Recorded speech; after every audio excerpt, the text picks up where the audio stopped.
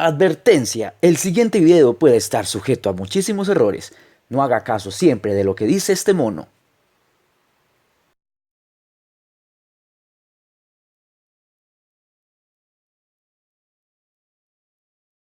Bueno, ahora les vamos a hablar de la genealogía de los dioses griegos.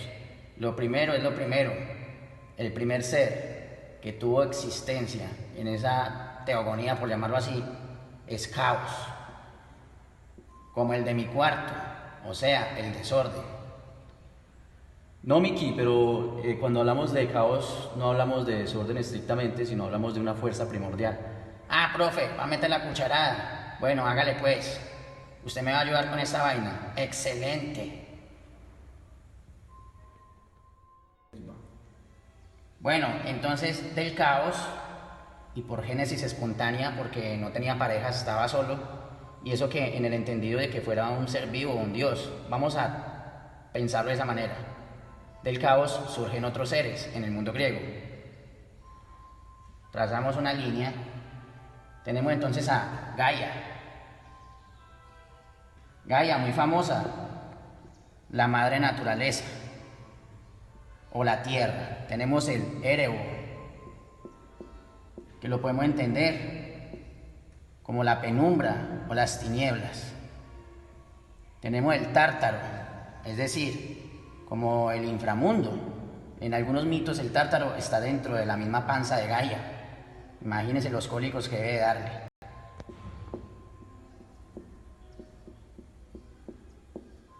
Tártaro. Tenemos además a Nix, que es básicamente la noche. Y tenemos un ser muy importante, que se llama Eros, que representa la pulsión vital, la vida.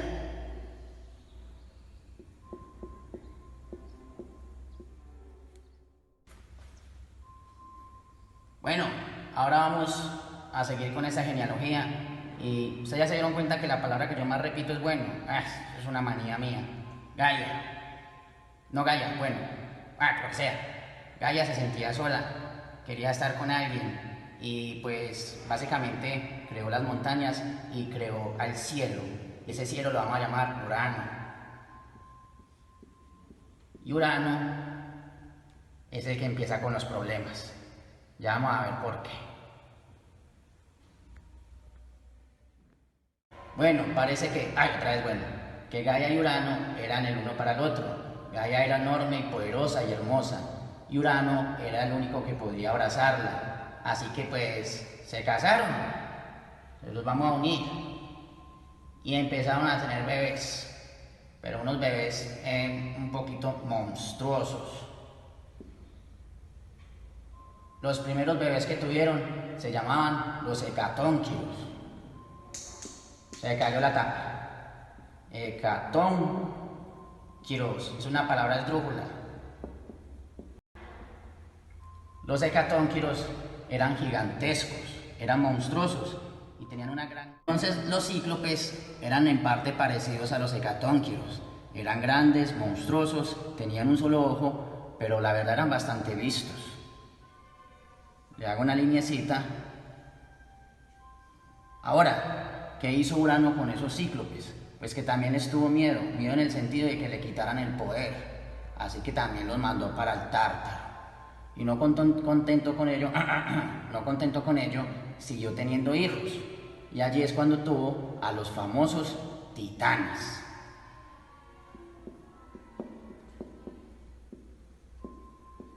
Los titanes los vamos a hacer más abajo para no confundirlos con los hecatónquiros y los cíclopes. Así que de la familia de titanes le sacamos una línea.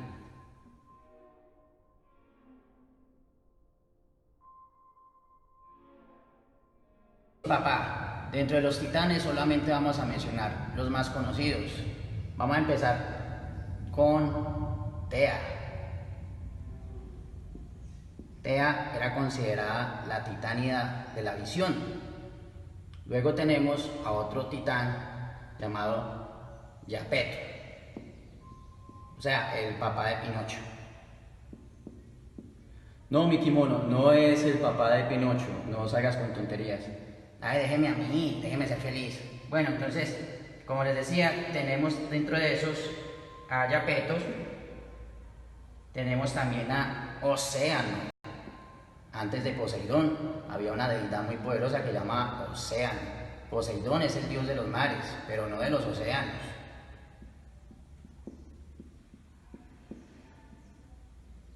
Tenemos además dentro de esos titanes a Rea.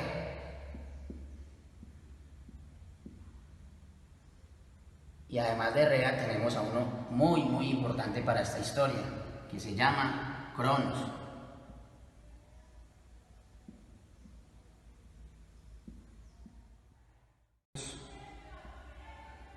Y por arte de magia aparecen esos dos titanes más, Coeus y Foeus. Ya veremos qué papel desempeñan en esta increíble historia.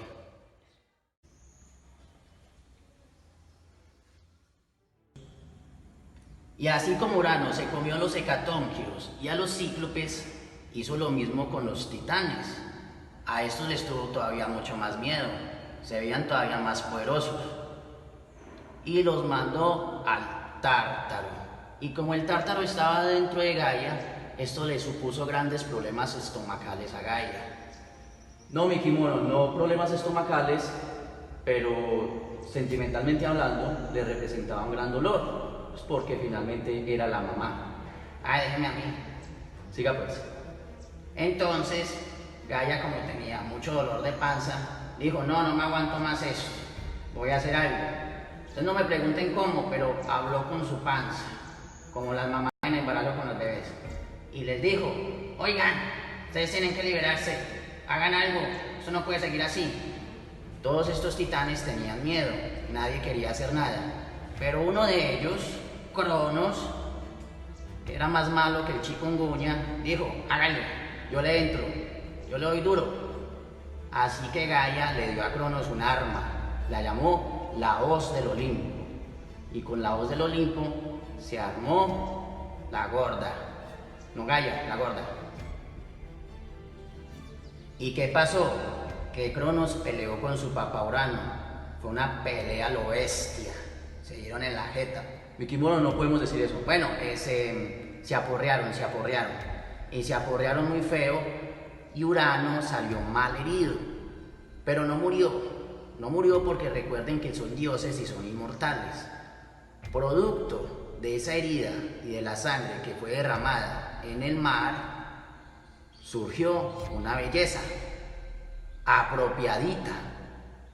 No, mi kimono, apropiadita no, Afrodita. Afrodita. Como les decía, de Urano, de su herida y de su sangre que cae en el mar, sale Apropiadita. Afrodita. En algunos otros mitos, Afrodita es producto de la consumación del acto, o bueno, de lo que sea eso, entre otros dioses. Pero en el mito más aceptado es que sale de la herida de Urano.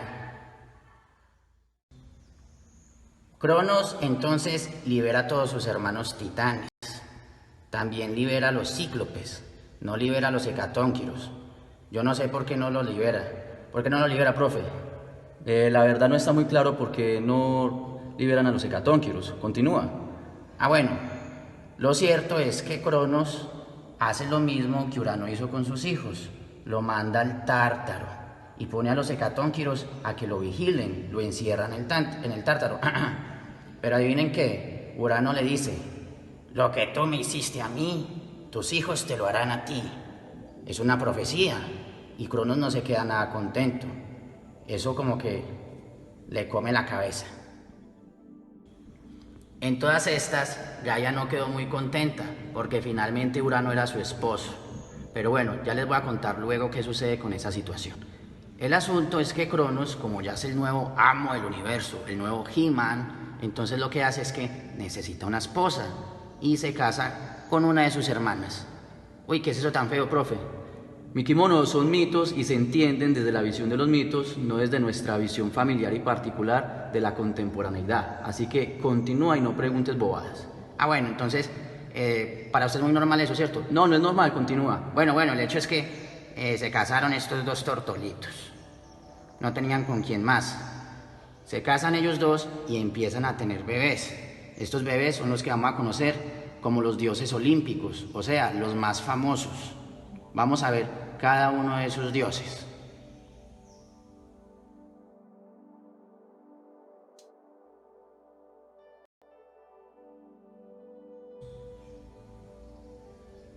Vea, por arte de magia aparecieron olímpicos. No los Juegos Olímpicos, esa es otra historia de otro costal. Luego se las cuento. Entonces, Rea y Cronos empiezan a tener bebés, como cosa rara. Vamos a ver los bebés. El primer bebé que tuvieron fue una niña. Y se llama Demeter. ¿Cómo hace que Demeter? Yo no sé. Ah, bueno, Demeter. Los romanos la llamaron Ceres. De ahí viene la palabra cereal. Demeter es considerada la diosa de la agricultura. La vamos a llamar Ceres para escribir menos. Siempre la ley del mínimo esfuerzo. Y empezaron a nacer los otros muchachitos. El orden, en este caso, la verdad no importa. Nació Hermes, Poseidón. Recordemos que Hermes es el dios de los ladrones o el dios mensajero. Poseidón en su momento se convirtió en el dios de los mares, no el dios del océano, para eso está Océano. Tenemos además a Hades. Hades regentó, gobernó en el inframundo, no es el dios de la muerte, es el dios del inframundo de los griegos.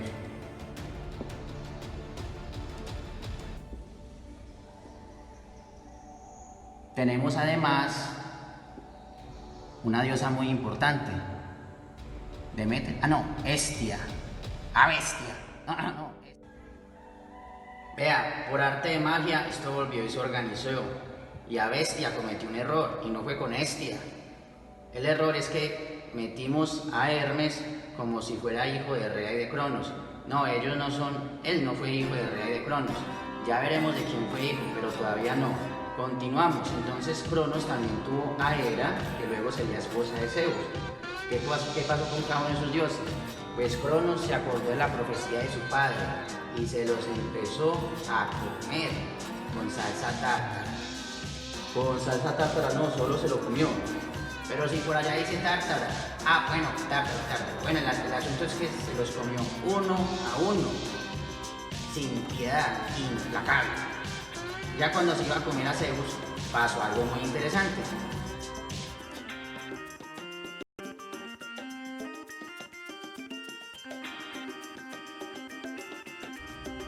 Y ahora, pillen esto.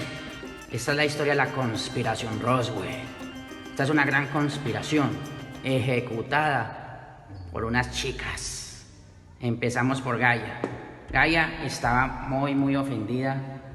No, por Gaia no. La conspiración fue ejecutada por Gaia y por Rea. Gaia estaba muy ofendida con Cronos, pues porque le encerró al esposo. Y Rea estaba muy ofendida también con Cronos, porque ese tipo era más malo que un pecado, y lo que hizo es que se estaba comiendo a sus propios hijos.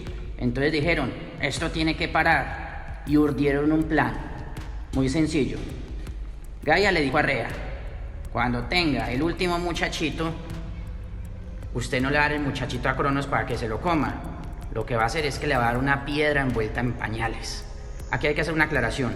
Cuando se los come no es que los masticaba y los cortaba, es que eran dioses, se los comía enteros porque eran inmortales, no me podían morir, ya no se hacía papilla con eso. Así que Gaia le dijo a Rea, cuando nazca ese último muchacho, pásemelo. Y nosotros a Cronos le damos unos pañales con una piedra para que se coma esa popó. Bueno, lo que sucedió fue que nació Zeus. Y pues nace Zeus y engañan a Cronos. Porque a Zeus lo esconden en una isla. Y lo esconden y con una cabra mágica, créanlo, una cabra mágica que se llama Amaltea, lo amamantó. Lo amamantó durante, me parece que 1 año, 2 años, yo no me acuerdo. Y como era pues un dios, creció muy rápido. Entonces, ¿qué sucedió después? Que Zeus, cuando ya era grandote, regresó.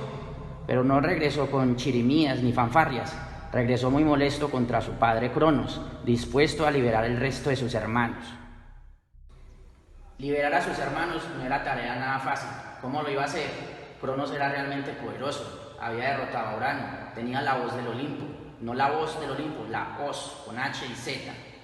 Pero entonces, tanto su mamá como su abuela lo siguieron ayudando y lo que hicieron es que emborracharon a Cronos. Lo emborracharon y le dieron una bebida que se llama vomitivo. Claro que con el solo licor ya tenía para vomitar. Entonces Cronos empezó a vomitar cada uno de sus hijos. A Ceres, a Hades, a Poseidón, a Hestia, a Hera. Y pues no la popó con pañales. Toda su pandilla se fue a enfrentar a Cronos. Pero recuerden, Cronos no estaba solo. Tenía la ayuda de sus hermanos titanes. Algunos ayudaron a Cronos, otros ayudaron a Zeus. La pelea fue tremenda, hizo temblar todos los cimientos del universo, pero era una pelea desigual. Y los olímpicos, o sea, estos chavacanes, tuvieron que darse en retirada porque no lograban vencer a Cronos y sus parceros. La solución a este pleito que no parecía tener fin la encontraron en los cíclopes. Los cíclopes eran verdaderamente astutos. Entonces Gaia, en compañía de Rea y en compañía de los olímpicos, convencieron a los cíclopes para que crearan armas especiales y así poder ayudar a los dioses olímpicos y acabar con la tiranía de Cronos. Dentro de esas armas podemos contar el tridente de Poseidón, la horca de Hades y el rayo, el trueno y el relámpago de Zeus. Así que con estas nuevas armas se enfrentaron a los titanes, los olímpicos y los titanes. Esta guerra se llama la Titanomaquia. Y en la Titanomaquia pues salieron vencedores los olímpicos. ¿Cómo salieron vencedores? Pues por las armas que fabricaron los cíclopes, especialmente el rayo, el relámpago y el trueno que le concedieron a Zeus. Recuerden, como esos titanes son inmortales, no podían morir, así que nuevamente, y tal como le hicieron a su padre Urano, encerraron a muchos de esos titanes, incluyendo a Cronos. Y colorín colorado, este cuento no se ha acabado, porque entonces, como ya estaba el enemigo encerrado, había que empezar a repartirse el botín, y cada dios iba a quedar con la representación de algo muy importante de la naturaleza.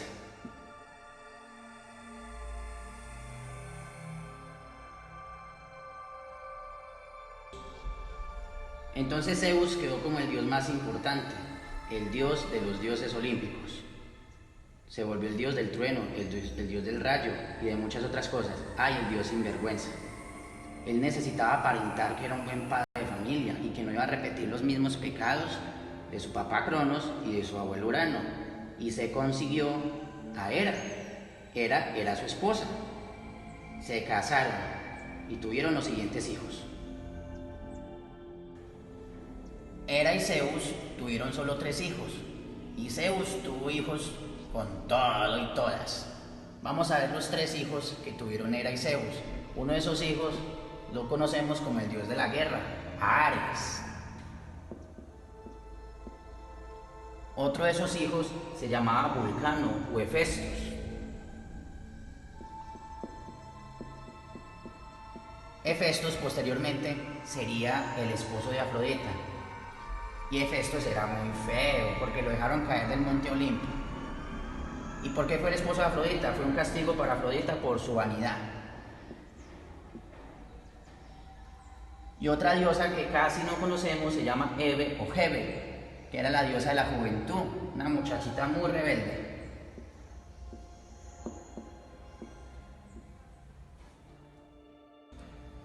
Y entonces, ¿dónde están otros dioses importantes como Apolo, Dionisos, Artemisa, Hermes? Pues casi todos esos resultaron ser hijos de Zeus. Vamos a ver cómo resultaron. En la antigua Grecia, el segundo dios en importancia, después de Zeus, era Apolo. Apolo era hijo de Zeus, pero no era hijo de Hera. ¿De dónde salió Apolo? Vamos primero a hablar de sus abuelos, los titanes Coeus y Foeus. Coeus y Foeus tuvieron una hija que se llamaba Leto, la titánida Leto.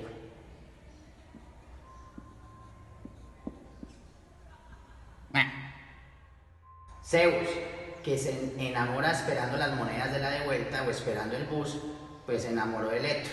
¿Y de quién no? Y ellos dos junticos tuvieron a dos personajes de la mitología griega muy importantes. Apolo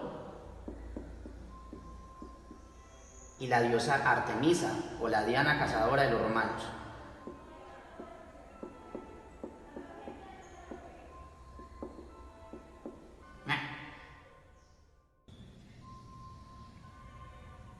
Falta uno muy importante, el que habíamos mencionado y con el que nos equivocamos: Hermes, el mensajero de los dioses, el dios de los ladrones, el Flash de los olímpicos.